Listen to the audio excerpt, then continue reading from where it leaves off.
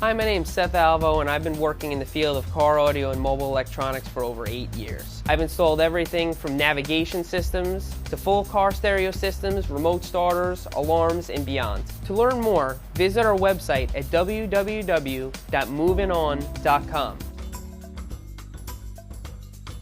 When choosing a set of speakers for your car, the first thing you're going to want to check is the size of the speakers. Depending on the opening of the old speaker that you're removing, you're going to want to get a speaker that's exactly the same size. If you have a factory car stereo with low wattage, you're not going to want to get a big high-end speaker because it's going to take a lot of power to push that speaker, typically an external amplifier. If you're using the amplifier that came with your car, you're going to want a high-efficiency speaker, and typically these are cheaper than low-efficiency speakers. Low-efficiency speakers are high-end, they take a lot of power to push. They sound great, but you need a big amplifier for them. Another thing you're going to want to check on your speakers is the RMS power rating. This is how much power the speakers can handle day in, day out. If you have a 30-watt RMS speaker, it means you can pump 30 watts into this speaker all day and it's going to be fine. You don't want to overpower it and you don't want to underpower it. Depending on where you're mounting the speakers, you may want a coaxial speaker or a component speaker. A coax speaker, as we call it, has a woofer and it has a tweeter built into the same speaker.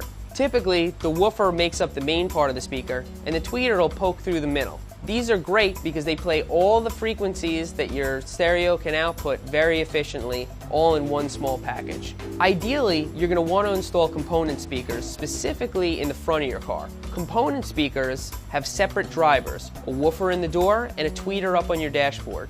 What this is going to do is it's going to bring the sound stage up. With component speakers, it's going to sound like all the sound is coming from up high because the treble, which is the really directional part, is going to be mounted on your dashboard, going right to your ears. Component speakers typically come with a better crossover than a coaxial speaker. Usually the crossover on a component speaker is about this big. It's very high quality and has a lot of circuitry to make sure that the sound is separated properly between the tweeter and the woofer.